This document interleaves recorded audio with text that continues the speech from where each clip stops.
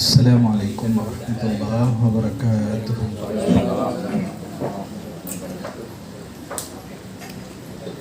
Bismillahirrahmanirrahim. Kita sambung ya Bapak Ibu sekalian yang dirahmati Allah. Mari kita lihat apa arti, kita lanjutkan. Allah memberitahu kita bahwa Al-Quran itu adalah kitab yang penuh dengan keberkahan. Ya Bu, sudah baca doa makan tadi Bu? Ya. Allahumma.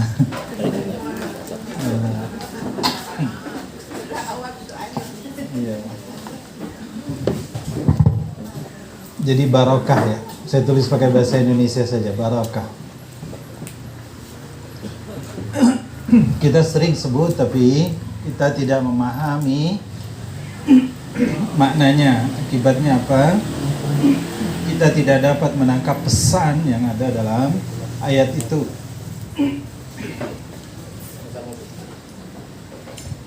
Barokah ini Pak Bu, izin.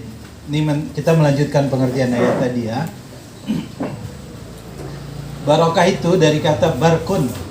Kalau awal asal katanya tuh Bu, ini saya mau jelaskan ini dulu supaya apa?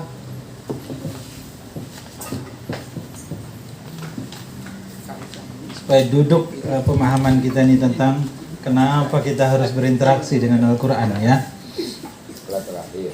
Jadi barokah itu asal kata barkun. Bu, kalau kita ke Arab tuh, ya dak, nengok unta, ya Bu, Pak Firdaus, apa kebiasaan unta Pak kalau habis minum Pak?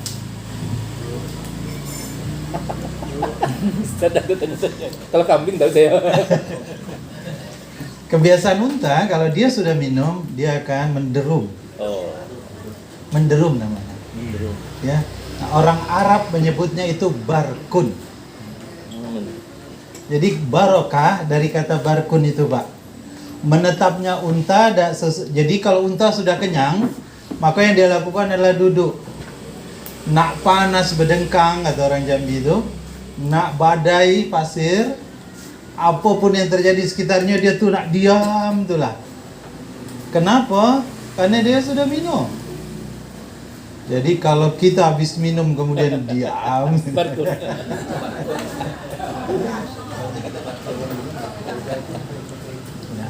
Jadi barkun itu menetap dalam kebaikan. Ya, dia sudah kenyang, maka dia tidak peduli lagi apapun yang terjadi, dia tenang.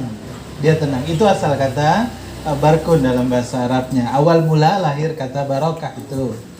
Tapi kalau lihat kitab Lisanul Arab, makna barokah itu ya ada 5. Makna pertama adalah as-subut. Ya. Saya tulis bahasa Indonesianya saja. Artinya tetap.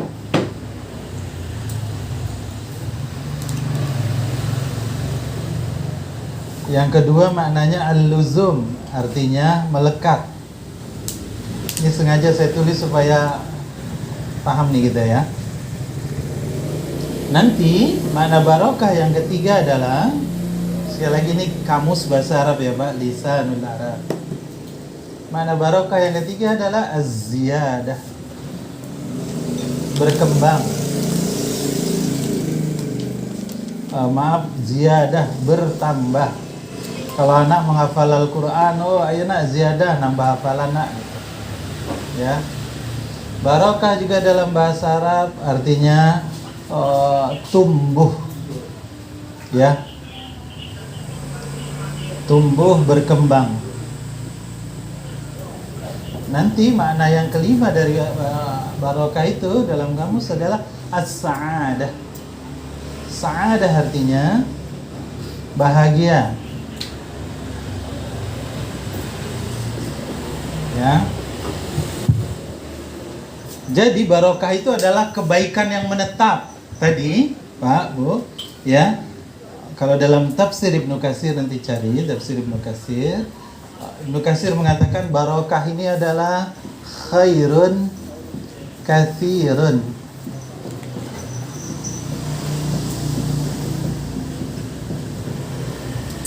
Kebaikan yang sangat banyak. Itu namanya barokah. Kebaikan yang sangat banyak.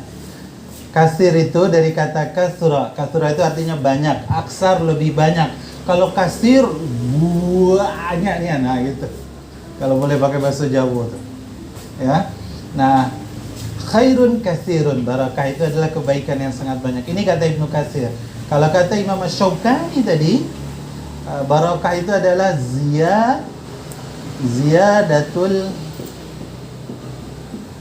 ziyadatul khair.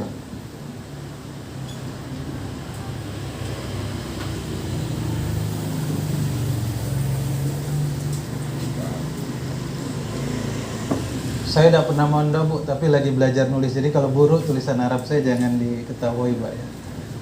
Ziyadah ini bertambah, khair ini kebaikan yang sangat baik. Jadi makna barokah itu yang kedua menurut Imam Asy-Syaukani, penulis tafsir Fathul Qadir.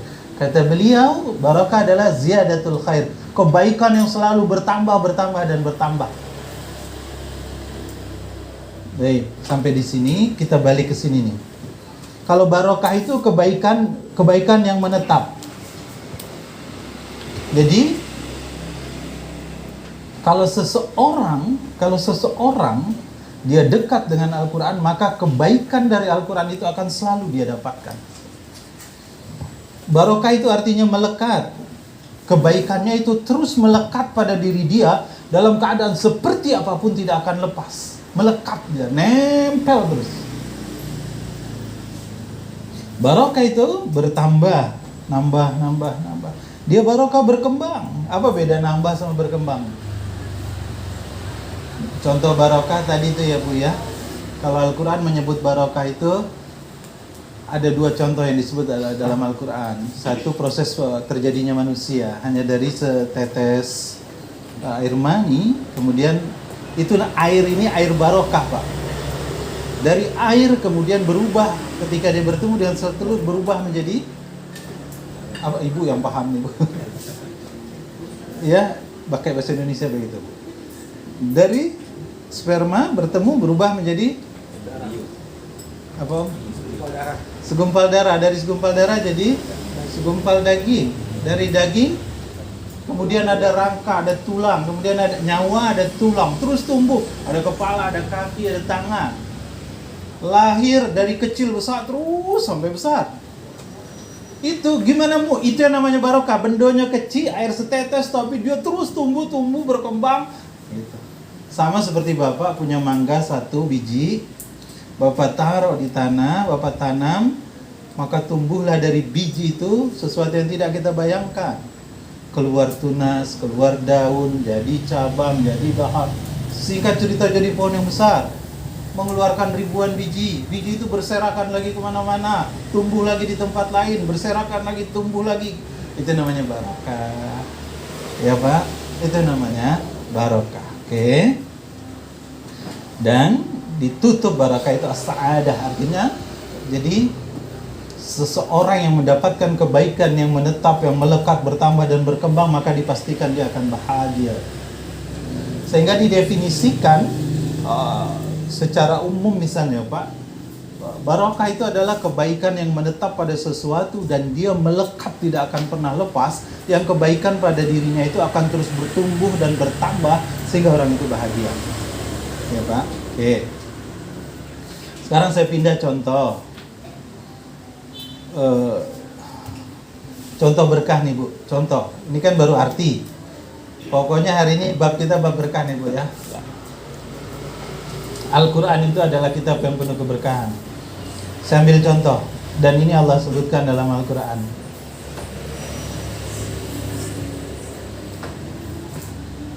Keberkahan itu, Pak, ini contoh ya, contoh. Keberkahan itu bisa pada tempat. Satu, bisa pada tempat. Di dalam Al-Quran dikatakan, ya, inna awwala baiti wudi'a lin-nasi lalladzi bi Bakkata mubarak. Maaf, ini Ali Imran 96 atau 98 nanti. Tolong. Inna awwala baiti wudi'a lin-nasi lalladzi bi Bakkata mubarak, kata Allah.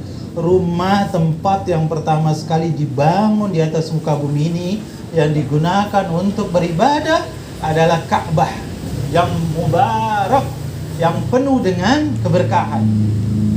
Apa maksudnya? Tadi kan ya Pak, khairun kasirun, ziyadatul khair, bertambah, bertumbuh, melekat, menetap. Apa maksudnya? Tadi yang kita bilang, siapa yang sholat di Masjid Al-Munawwarah pahalanya 1. Tapi kalau sholat di depan Ka'bah pahalanya 100.000 kali. Waktunya sama, pakaiannya sama, bacaannya sama, gerakannya sama, tenaga yang dipakai juga sama. Tidak ada yang berubah, tapi balasannya berbeda. Ini namanya barokah. Sampai 100.000 kali kelipatannya hanya untuk sesuatu, hanya karena dia jauh, tempatnya barokah gitu. Maka orang berebut ya, Ibu sekalian, untuk selalu umrah dan umrah lagi, berangkat dan berangkat. Kenapa? Yo, macam mana tidaknya? 100.000 kali, Pak. Macam mana kalau kita kali tuh 100.000 tuh? Sehari 5 kali sholat, tidak? Berapa hari kita bisa libur sholat karena banyaknya pahalonnya maksudnya? Sudahlah ya. Contoh barokah yang kedua itu pada waktu. Ini yang Allah bilang dalam surat Al-Qadar tadi itu. Al-Qadar ayat 4 dan 5 ya Pak ya. Tanazzalul malaikatu warruh. Maaf saya salah, bukan di ayat ini. Jadi Al-Qadar memberitahu bahwa malam turunnya Al-Quran itu malam barokah. Oke. Lalu saya hapus, maaf. Nanti dalam surat Ad-Dukhan, surat yang ke-44 ya, ayat 2, ayat 3 kita ketemu itu. Inna anzalnahu fi lailatin mubarak, kata Allah. Sungguh kami turunkan Al-Quran itu pada malam yang penuh dengan keberkahan. Allah yang bilang malam itu malam yang penuh keberkahan. Apa barokahnya? Siapapun yang melakukan ibadah dari malam itu lebih baik daripada 1000 bulan. Khairum min alfi syahr. Karena banyak di antara kata, oh dia sama dengan ibadah 1000 bulan. Tidak. Allah bilangnya khairun, lebih baik. Artinya, kalau malam itu kita salat 2 rakaat, maka salat 2 rakaat kita itu lebih baik daripada kita salat lebih dari 1000 bulan. Kita infak 2000 malam itu, maka sama lebih baik daripada berinfak selama lebih dari 1000 bulan. Makanya orang di 10 hari terakhir Ramadan itu mengejar malam-malam ganjil untuk mengejar itu Al-Qadar. Kenapa? Karena keutamanya dahsyat. Sama, lebih baik dari kita ibadah 80 berapa tahun tuh Pak? 83 tahun ya, kalau sudah dihitung. Barokah juga bisa pada tempat, pada waktu. Bisa juga pada orang. Ya Pak. Contohnya Nabi Muhammad. Kalau ini kita harus baca sirah, ya. Bagaimana Nabi Muhammad SAW itu betul-betul membawa kebaikan. Dan yang pertama sekali mendapatkan, orang di luar keluarganya yang mendapatkan kebaikan adalah Halimatus Sa'diyah. Siapa dia Bu? Halimatus Sa'diyah Bu? Iya, ibu susu Nabi yang kedua, bukan yang pertama Bu. Yang pertama siapa Bu? Bu, siapa wanita pertama yang menyusui Nabi? Bukan ibunya nih. Pilih. Asanti. Kita kalau ditanya siapa suami Asanti? Siapa Bu? Aisyah. Anak-anak kita tuh sampai hafal, sampai ke cucu-cucu Anang dia tahu. Anang istri pertamanya Kris, istri keduanya Asanti. Ya, ayo. Punya anak namanya siapa, suami istrinya Atta tuh? Itu yang gambarnya banyak, bening-bening itu. Sampai ke anak-anaknya kita tahu ya tak?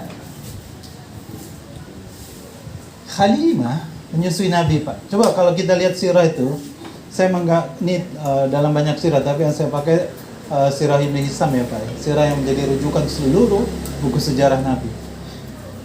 Ibnu Hisam bilang begini Pak. Halimah itu datang terakhir ke Mekah. Sampainya terakhir dari Bani Sa'ad itu. Kenapa? Karena keledai dia masuk lubang tengkot, jatuh, tidak sempurna dia berjalan sehingga paling lahir. Selama dalam perjalanan anak kandungnya menangis terus. Kenapa? Air susunya kering. Karena masalah itu, maka kemudian dia terakhir sampai ke Mekah. Sesampainya di Mekah, seluruh anak-anak bayi yang butuh ibu susuan semua sudah diambil oleh wanita-wanita dari sukunya itu. Hanya tinggal satu bayi yang tidak ada yang mau ngambil. Kenapa tidak mau ngambil? Anak yatim. Siapa yang nak bayar? Bayarannya kecil, sederhananya gitu. Sehingga tidak ada yang mau ngambil. Halimah sama suaminya daripada pulang tangan kosong, akhirnya sudah bang kita bawa ini anak yatim. Jangan sampai tidak kita balik. Coba lihat apa yang terjadi. Apa yang terjadi sudah itu. Ini juga dijelaskan dalam Rahiqul Makhtum, kitab yang dianggap hadis-hadisnya paling sahih. Ya. Baru Halimah membawa Muhammad bayi itu, apa yang terjadi? Dikatakan air susunya kemudian menjadi penuh. Satu. Sehingga dia kemudian menyusui anak kandungnya, tertidur sampai tenang selama dalam perjalanan, dan menyusui juga Muhammad bayi sampai kenyang dan tertidur. Yang kedua, yang tadinya keledainya belakangan tengkot, sekarang sehat, jalan paling depan, paling duluan. Sesampai di Bani Sa'ad, jadi Sa'adiyah itu nama Bani, bu, nama suku, ya, perempuan dari Bani Sa'ad, Sa'adiyah. Oke. Sampai di Bani Sa'ad, sampai di kampungnya, apa yang terjadi? Halimah mengatakan tidak pernah, bahasanya itu baru malam itulah di rumahnya tidak terdengar lagi tangisan bayi di tengah malam karena kehausan, tidak bisa menyusu. Baru malam itu, kata Halimah. Dan sejak malam itu dan malam-malam seterusnya tidak ada lagi tangisan bayi di rumah kami. Padahal biasanya melengking anaknya menangis sampai didengar oleh tetangga. Kenapa? Tidak ada air susunya, kering. Gembalaan hewan-hewan ternak Halimah kemudian berkembang pesat. Ya. Sampai tetangganya itu menyuruh, Pak, tetangga-tetangga yang punya kambing Bani Sa'ad itu menyuruh penggembalanya, kalau kamu menggembalakan kambing, tengok di mana kambingnya, dombanya Halimah. Ikuti dan bawa kambing kita ke situ. Tetapi sore harinya walaupun di padang gembala yang sama, domba-domba Halimah gemuk, air kantong susunya penuh, tetangganya tidak. Apakah berhenti di situ kebaikannya? Halimah dan suaminya berkembang biak, ternaknya dia jual, susunya diambil, keluarganya sehat-sehat. Dia mendapatkan begitu banyak kebaikan itu. Itu yang dibilang tadi, kebaikannya melekat, menetap, bertambah dan bertambah. Bu, berapa lama Nabi tinggal bersama Halimah? Bu, hah? Pak, berapa lama Pak? Orang menyusui berapa lama? 2 tahun. Nabi bersama Halimah berapa tahun? 4 tahun. Sekarang pertanyaan, kenapa 4 tahun? Apa Bu? Iya, kenapa Halimah meminta lagi padahal bayarannya maaf kecil? Kenapa meminta? Jadi sesudah 2 tahun harusnya kan dikembalikan. Wanita-wanita Bani Sa'ad mengembalikan anak susunya. Ya, Halimah tidak, dia minta, dia datangi Aminah, dia minta agar diizinkan Muhammad ikut bersama dia sampai 4 tahun. Kenapa? Karena dia mendapatkan banyak sekali kebaikan dengan hadirnya Muhammad di rumah dia. Hadirnya anak yatim itu. Anak yatim itu membawa kebaikan di rumahnya. Makanya dalam sejarah Halimah baru mengembalikan Muhammad di umur 4 tahun. Itu pun gara-gara Halimah ketakutan ya Pak ya. Karena terjadi peristiwa pembelaan dada yang pertama itu. Anak, jadi pada orang dapat banyak sekali kebaikan Halimah Pak, bertambah. Nah yang paling, maaf nih penutup, barokah juga bisa pada perbuatan. Ini nanti Bapak lihat dalam surat Al-Qasas mulai dari ayat 24 sampai 35-36. Kisahnya Musa muda, Nabi Musa alaihissalam ketika dia melarikan diri dari Mesir karena dia memukul seorang lelaki Kipti, meninggal, maka dia lari. Ya, saudaranya datang memberitahu Musa, cepat berangkat tinggalkan Mesir ini karena raja akan membunuhmu katanya. Maka dia lari hanya dengan apa adanya, jauh sekali. Diceritakan dalam sirah, Musa itu larinya sampai ke Madian. Madian itu Jordan ya Pak.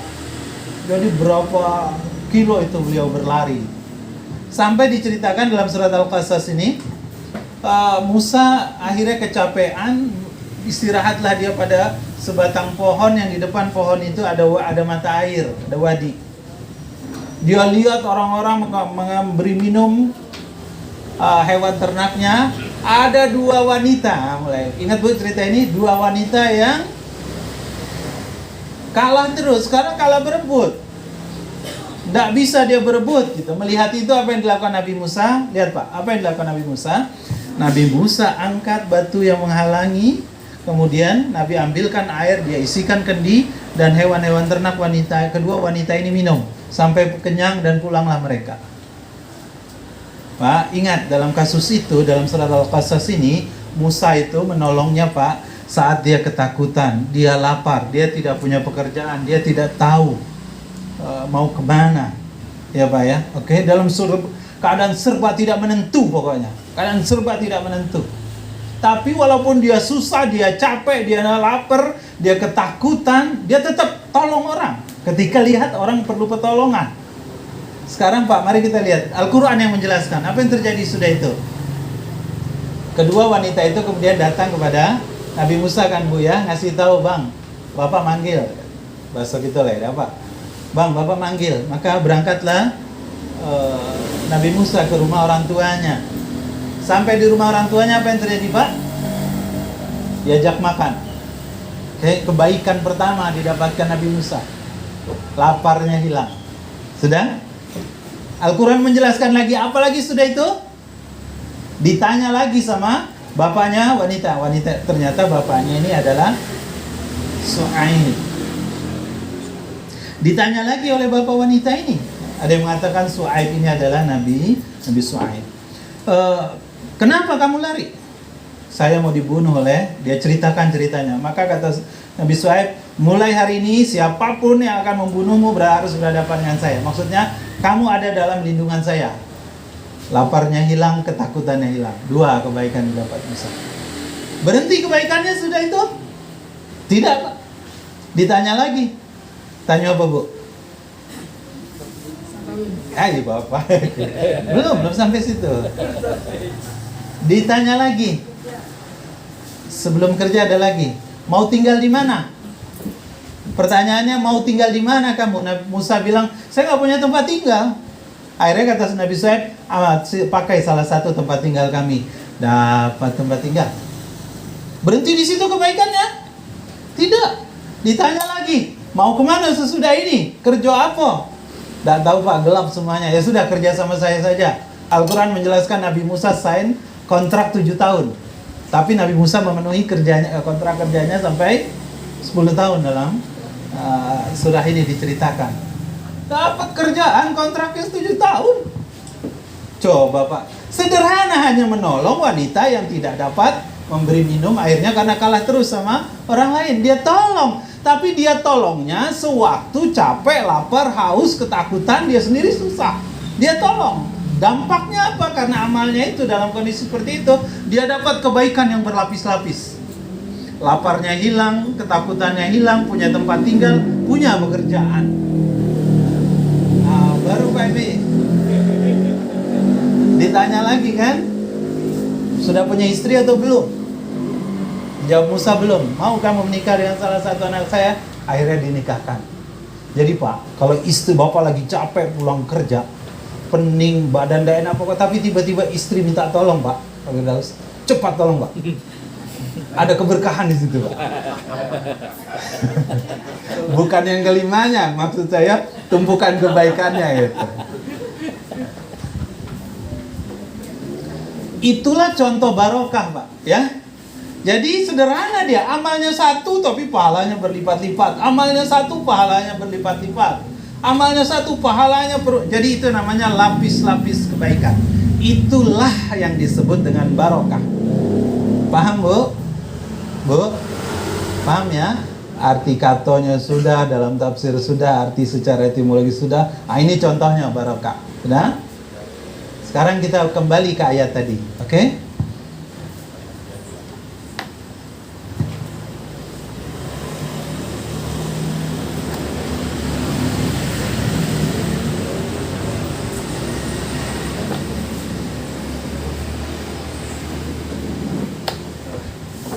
Ngampusnya nggak baik iklan Pak, kesempatan makan Pak, terus Pak.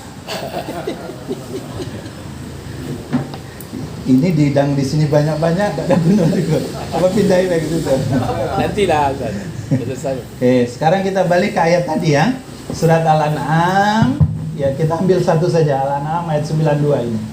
Allah bilang bahwa Al-Quran itu adalah hadza kitabun anzalnahu mubarak. Al-Quran adalah kitab yang penuh dengan keberkahan.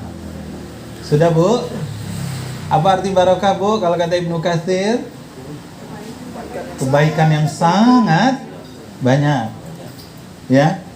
Kalau kata Imam Syaukani, barokah itu kebaikan yang terus bertambah dan bertambah terus. Ya. Makanya doa kalau ketemu lihat orang nikah itu Bu, barakallah. Pengantin itu bahagia sekali kalau diberi doa itu. Kenapa? Dengan pertemuan dia satu tambah satu, jadi berapa tuh? Bang Rudi jadi berapa? Abang 1 tambah 1 atau 1 tambah 2? Apa 3 nih? Ya, misal saya Pak, 1 tambah 1 jadi 8 di rumah saya Pak. Anak saya 6. Ya. Misal begitu ya Bu. Misal. Plus belum lagi setiap anak ternyata punya bawa rezeki masing-masing ya. Dahsyat sekali Allah itu ya. Masya Allah. Jadi Al-Quran adalah kitab yang penuh barokah. Sekarang mari kita dalami ayat ini. Kita sudah paham tadi bahwa maksud barokah tadi kebaikan yang sangat banyak, kebaikan yang akan terus bertambah, kebaikan yang berlipat-lipat, berlapis-lapis. Nah Allah bilang Al-Quran itu kitab yang penuh dengan keberkahan. Apa buktinya? Apa buktinya? Kita mulai Pak. 1, Allah kan bilang ya dalam surat Al-Baqarah ayat 121, kata Allah, alladzina atainahumul kitaba yatlunahu haqqa tilawatihi ulaika yu'minuna bihi wa may yakfur bihi fa ulaika humul khasirun.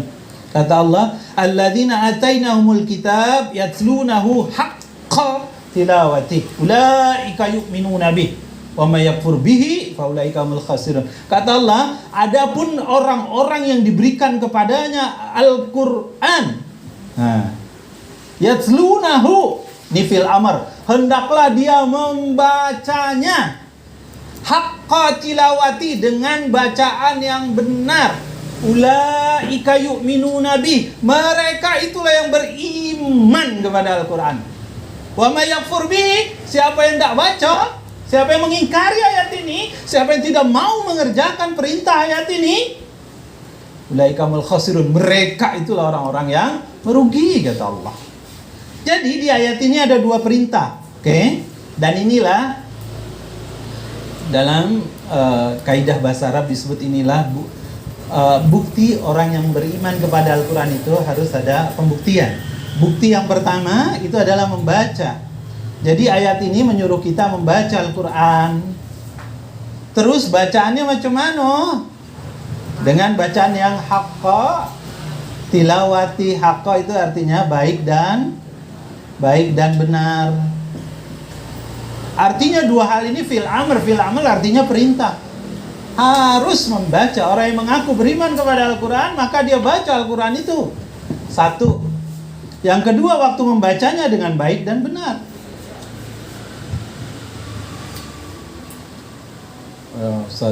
Saya baca ngejo. Tidak terlambat, karena Islam ini hebat. Allah ini dahsyat. Banyak sekali memberi kita kemudian jalan keluar atas setiap keadaan itu, selalu ada solusinya.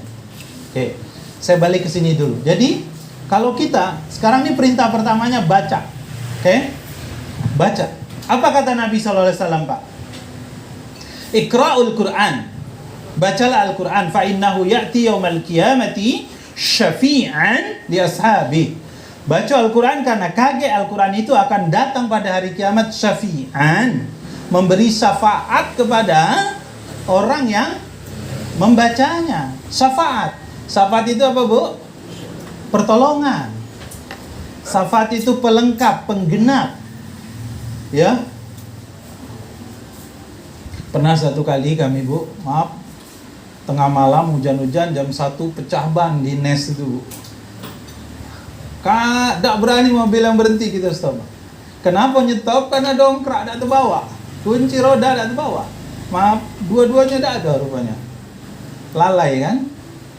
Tak katik, sampai putus asa, tak ada yang nolong. Tiba-tiba sekali coba, ada yang berhenti. Alangkah senangnya hati, Pak. Selesailah ceritanya ganti ban tu kan. Itu namanya syafaat yang begitu tuh, Pak. Awak harus ada modal dulu. Dia penggenap syafaat itu.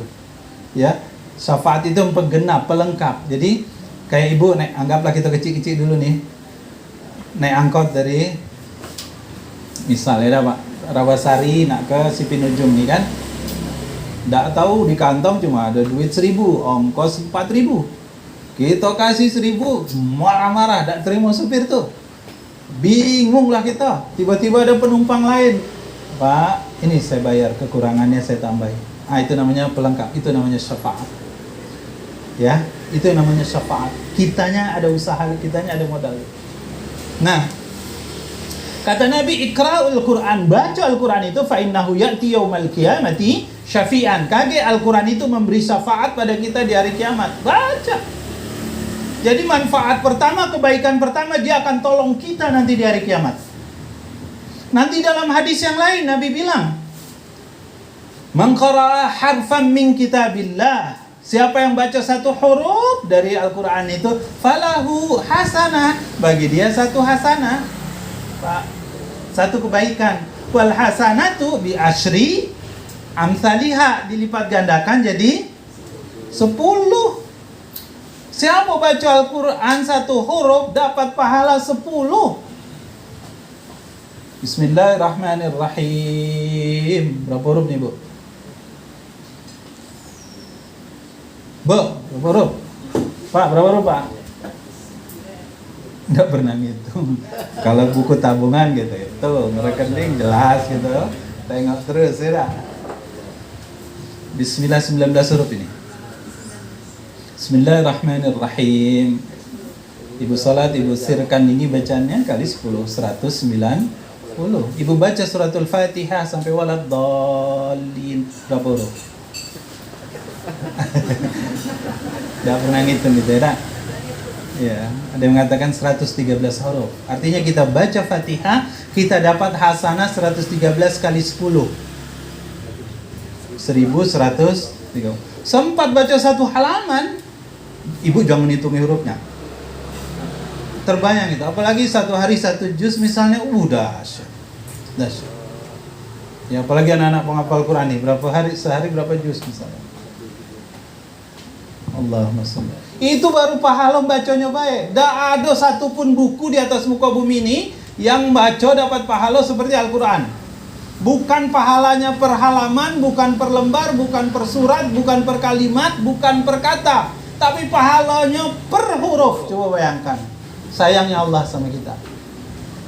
Apakah berhenti di situ? Baca dapat pahala, oke? Nanti Allah jelaskan lagi dalam surat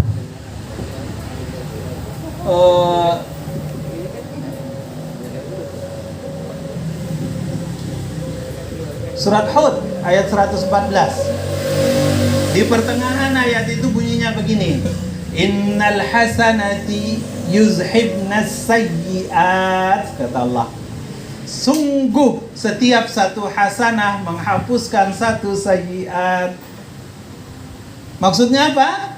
Satu huruf ibu baca 10 hasanah. Satu hasanah itu menghapuskan satu dosa kecil. Artinya ketika kita baca Al-Quran Bismillah karena Allah, dapat pahala 10 kali lipat dari setiap huruf. Kemudian setiap huruf itu juga menjadi kafarat. Innal hasanati yuzhibnas. Setiap satu hasanah itu menyebabkan hilangnya, perginya dari kita dosa-dosa kita. Satu dosa kecil tadi. Coba bayangkan, sudah berapa tuh? Anggap 2 nih ya. Sikok kebaikan, sikok pahala, sikok pengampunan dosa. Ada bacaan yang seperti itu. Ndak kati. Ndak. Ya Bu. Makanya orang berlomba-lomba baca Quran ini. Pernah satu kali Nabi pulang maghrib ke Madinah. Ketika beliau selepas sholat maghrib didatangi oleh tamu dari daerah yang jauh, sahabat Nabi. Minta untuk bertemu dengan Nabi, minta waktu, audiensi lah kalau bahasa kini itu kan. Kata Nabi, boleh tidak saya minta izin, kita ketemunya habis Isya, kata Nabi. Karena ditanya kenapa habis Isya ya Rasulullah, kata Nabi, saya bacaan Quran saya satu hizab lagi. Hari ini bacaan Quran saya belum selesai, masih tinggal satu hizab. Satu hizab itu 10 halaman. 10 halaman kan? Coba bayangkan, Nabi yang dijamin dosanya diampuni, jamin masuk surga, dosanya hari ini, kemarin, dan yang akan datang diampuni, dia tetap baca Quran sampai dia minta waktu kepada tamunya. Ya Pak. Umar bin Khattab itu lebih lagi mengamalkan hadis Nabi ini Pak.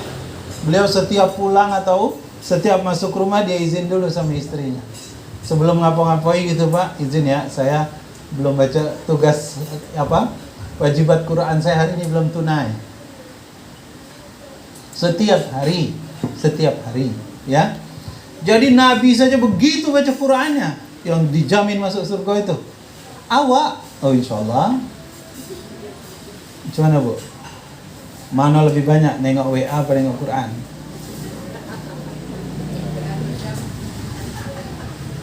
Sekarang nilai-nilai norma-norma itu berubah betul Pak Epira. Dulu kita muda-muda kalau terbangun tuh yang kita cari jam, ya dah.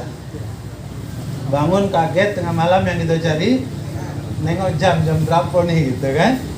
Kini lain, yang dicari bukan jam. HP. Icaknya yuk.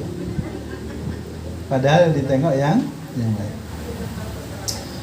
Baca pahala dosa diampuni. Dalam hadis yang panjang sekali, dan hadis ini sahih, Bapak Ibu sekalian nanti cari. Nabi bilang begini, kata Nabi, siapa yang punya hajat? Kemudian doa-doa, lantunan doanya itu dia gantikan dengan membaca halaman demi halaman Al-Quran. Maka, kata Nabi, Allah akan berikan lebih dari yang dia minta. Hadis ini sahih, nanti cari. Lebih dari yang dia minta. Belum nanti kita cerita, kalau ini Iqra'ul Quran fa innahu ya'ti yaumil qiyamati syafi'an li ashabi. Sampai di surga pun kedudukan seorang hamba itu sangat tergantung dari bacaan Qurannya. Saya ulang, sampai di dalam surga pun kita dapat surga yang mana itu tergantung dari bacaan Quran kita. Iqra' wartaqi waratil kama kunta turattilu fid dunya fa inna manzilataka inda akhiri ayatin taqra'uha, kata Nabi. Baca dan teruslah naik. Jadi ibaratnya kan surga itu darajat ya Pak ya. Naik ada tangganya. Di mana kamu berhenti pada bacaan terakhir kamu. Jadi kalau orang yang hafalnya qul huwallahu ahad, Allahus samad, lam yalid wa lam yulad wa lam yakul lahu kufuwan ahad. Tangga kelima berarti. Tangga keempat. Ya tak?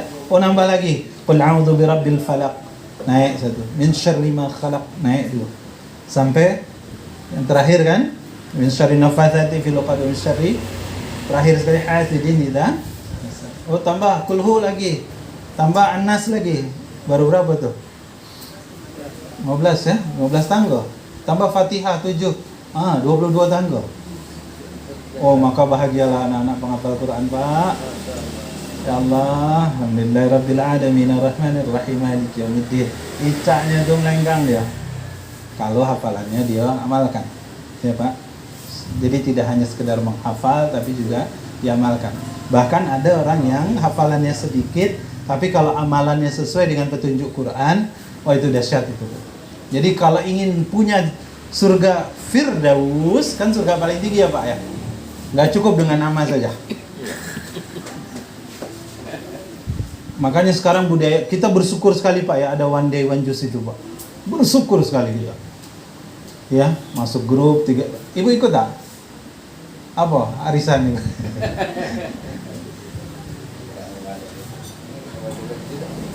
Ini baru baca nyoba ya. Saya mengulang cerita ini Pak. Saya ingat betul cerita ini karena nyata ya. 2015. Jadi siang hari saya di Jambindah nih Pak. Kalau orang dulu tahu lah Jambindah ya Bang. Apa? Simpang pipa itu Pak ya. Kan sekarang sudah jadi rumah Quran itu Pak. Ustadz Mahmud Arsyad ya. Kami sholat zuhur lah sama Ustadz Mahmud berdua. Waktu sholat tiba-tiba ada teman saya. Dulu di bawah kami umurnya. Tapi waktu SMA sering ketemu.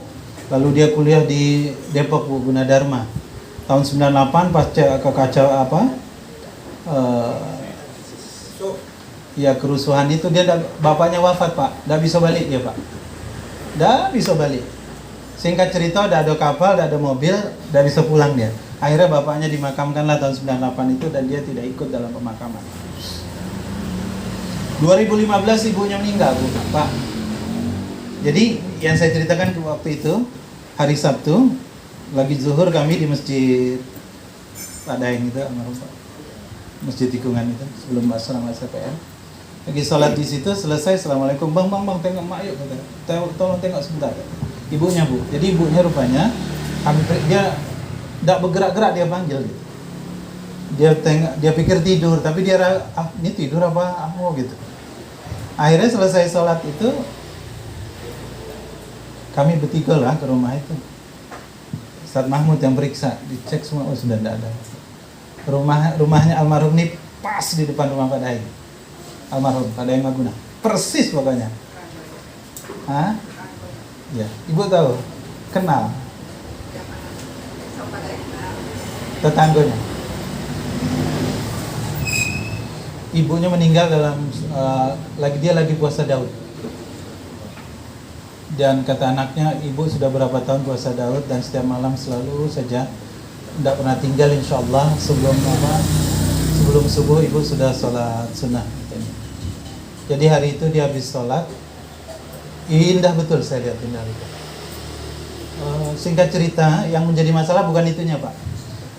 Ibu ini pesan, kuburkan saya 1 liang sama bapak.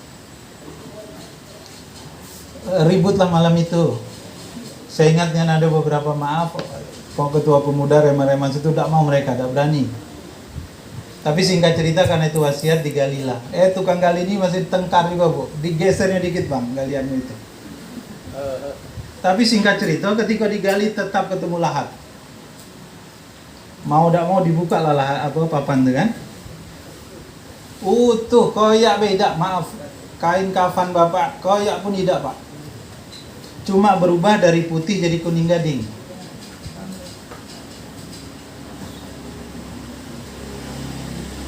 Karena akhirnya dibuat rapat bagaimana ini caranya. Ya sudah tetap ikuti wasiatnya. Maka bersihkan dulu lahatnya. Oke kita angkat dulu jenazahnya. Takut ngangkatnya waktu itu Pak. Kenapa? Takut ada yang lepas. Singkat cerita Bang, tak ada yang lepas sedikit pun juga, tak ada. Diangkat ke atas, sudah diangkat ke atas, tak berhenti di situ Bang, panas Bang, kita pindah yuk bawah pohon. Bagi orang nengok ribut pula orang katanya gitu. Kami dipindahkan lagi ke dalam Bu. Di bawah pohon itu. Di bawah pohon itulah anaknya mencium kening bapaknya berulang-ulang. Kawan saya nih Bu, diciumnya kening bapaknya. Yang 17 tahun lalu dia tidak pernah ketemu bapak, maaf. Karena waktu wafat dia tidak bisa, hari itu dicium berulang-ulang kening bapaknya. Jangankan busuk atau rusak bebaun pun tidak. Ya. Yang menarik Bang, dia ini bendahara PDAM. Dulu dia zaman Hasan Basri Durin Pak, wali kota. Dia UPCA Kota Jambi nih, mengurus aspal. Kita doakanlah beliau baik ya. Bendahara PDAM Mbak, udah 3 bulan dia tak bayar PAM. Datang anak buah ke rumah dia, Pak macam mana nih, kami putus apa tidak? Putuslah. Ada bendahara macam itu gini Pak. Tidak ada duit untuk bayar PAM. Dikasih mobil dia tidak pakai mobil itu. Waktu dia di OPCA, setiap mau lebaran itu banyak sekali kiriman batalion abang, ngirim itu kan. Balik kan kalau isi, maaf ini dibuka, kalau dia datang kantor tengoknya ada amplop, tanyanya balikkan. Saya tanya lah habis sisa sama anaknya, apa rahasia bapak ya?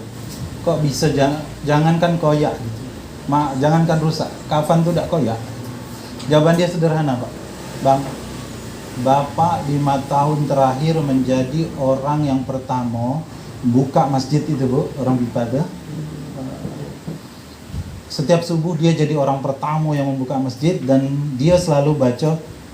Akhirnya dia baca hafalannya Pak, karena dia tidak tahu apa, dia tidak bisa baca Quran, tapi dia berniat sekali supaya dia tetap bisa baca Quran, membaca Quran. Akhirnya yang dia baca adalah apa yang dia hafal, surat pendek itulah Bang. Jadi selama 5 tahun dia amalkan itu, jadi wirid, jadi harian dia.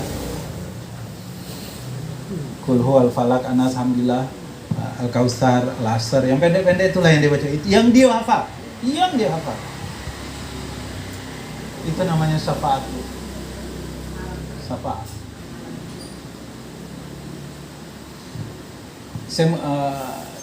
Saya kalau yang begini-gini saya ingat ya Bu ya.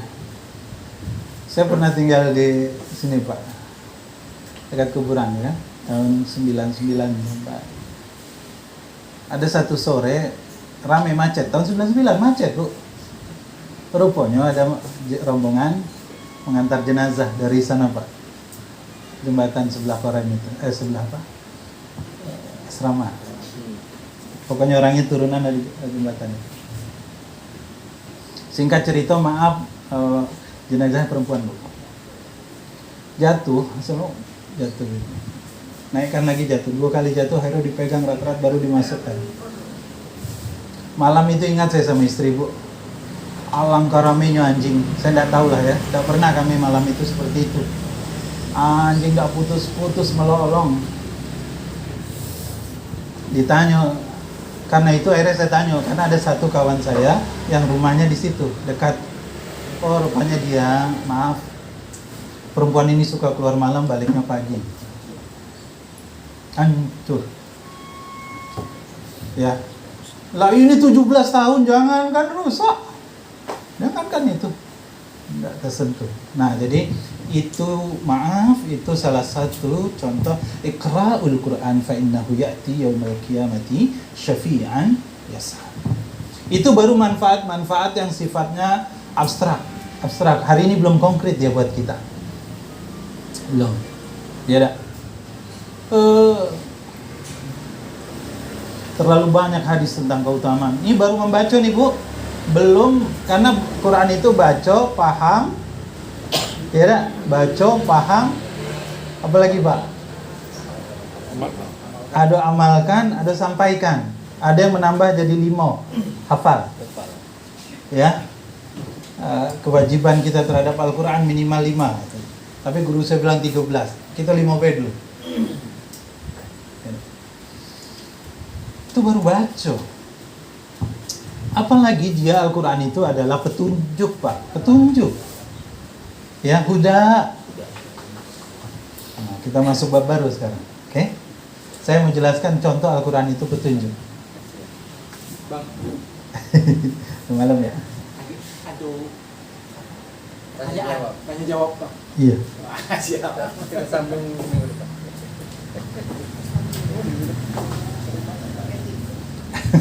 Jadi oke, kalau maknanya sangat dalam, Al-Quran itu seperti intan, Bu.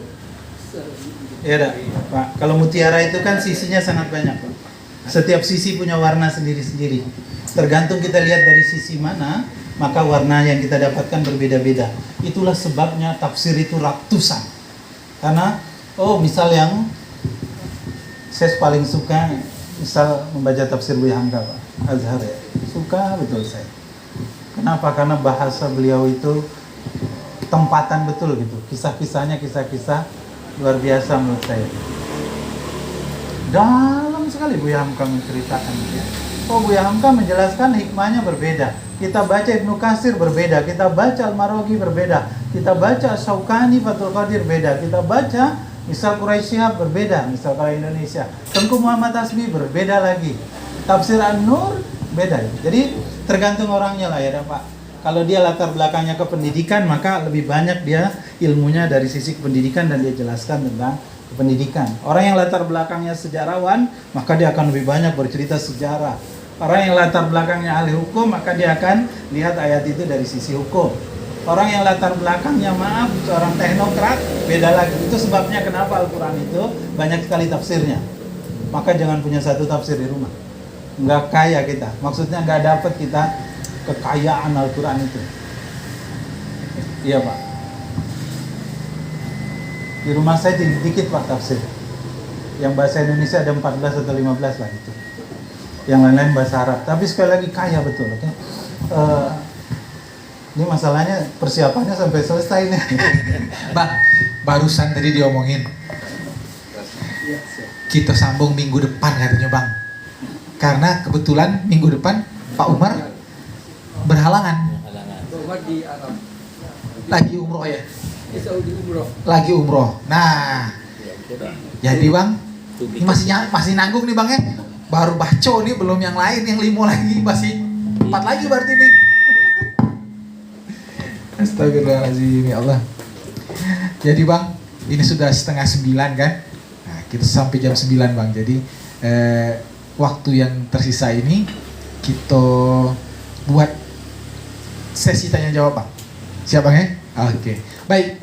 Ini apa ya? Kita baru pertama kali dapat penjelasan mengenai Al-Quran seperti ini. Apalagi ditambah papan tulis ternyata sangat membantu ya. Kita